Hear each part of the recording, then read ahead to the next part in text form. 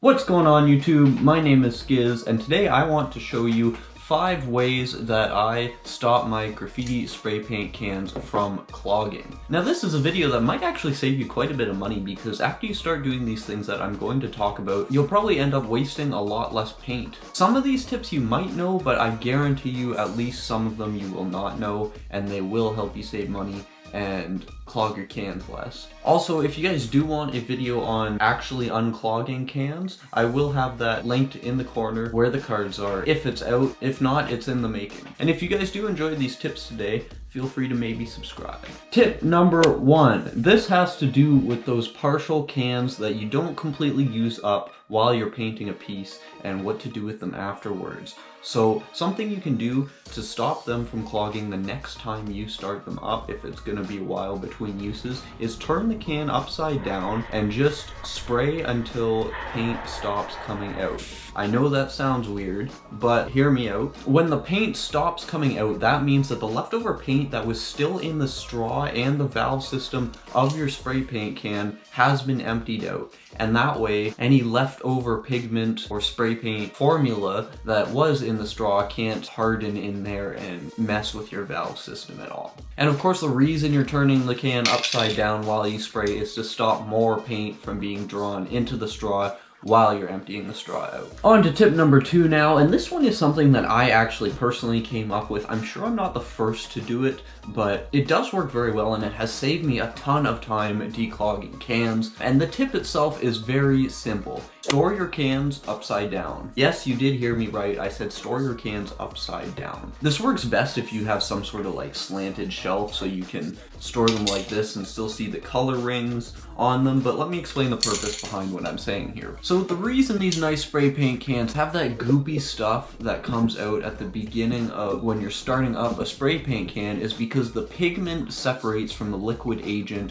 whether that be water-based or synthetic paint or acrylic or whatever you may have. It separates from the liquid agent in a spray can and it all collects at the bottom. And of course, what is at the bottom? The end of the straw, or the straw opening of the spray can is at the bottom of the can. So it's drawing in all of that goop first, hence why you're supposed to shake them lots and lots. So of course, that being true, the best way to stop all that goopy stuff getting in the spray paint tube and into the valve system when you're trying to start up your spray paint can is to have it upside down stored, or at least so this is higher than this, and all the goopy stuff collects up here. That way when you're starting up the can, the valve system isn't drawing in all that goop at the beginning. But if you are going to do this, actually do shake your cans a lot before you store them upside down, or only store recently used ones upside down. I'm saying that specifically because if you have a can that just sits like this for a few months, and then you just decide, okay, I'm going to turn it upside down, store it like this now,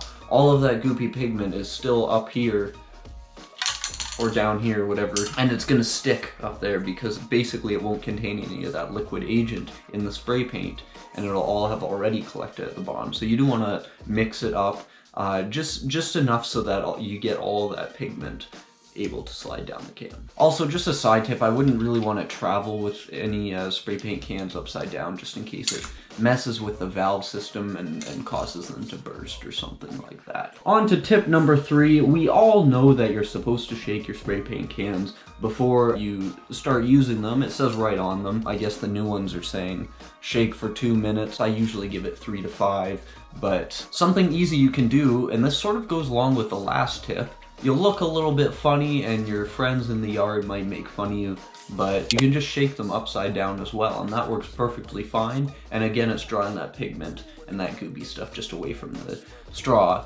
But also, and I'm sort of combining tips here, you don't want to undermine all that shaking you've done by starting your can up with the wrong kind of cap. If you go in and try and put a skinny cap on here, you're creating a very harsh bottleneck for the valve system here. And what you're going to get is all that goopy stuff coming up at the start, getting squeezed into a very small space in a skinny cap, and it might cause a bottleneck, and sometimes the pressure just can't break through a small cap like that. So what you do want to do is always make sure you're starting your spray paint cans up with a very large cap. Start them up by shaking the can while you spray with a fat cap on, and then after it's started up, you can throw your skinny cap on. Since that tip is pretty simple, I am going to move on to tip number 4, and that is simply just store your cans in a warm place.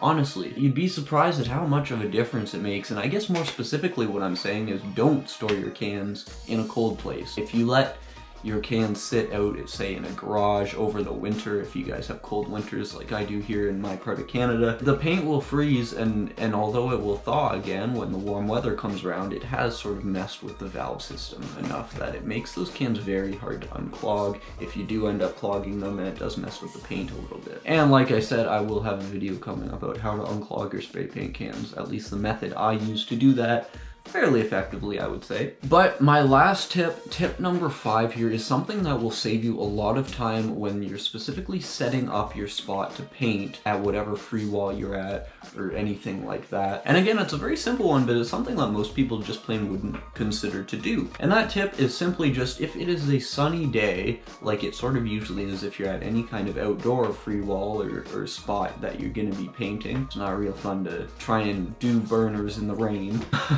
If that floats your boat, that's fine. I'm not hating on that.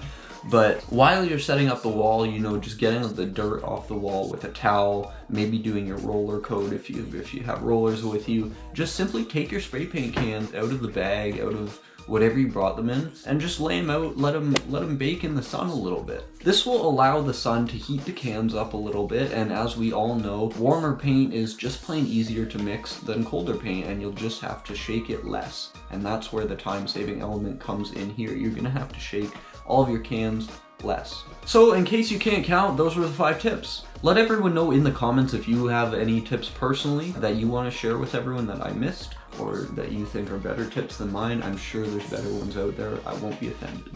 Don't forget to subscribe to be part of our graffiti community here on the channel and see videos about all aspects of graffiti. Until my next one, peace.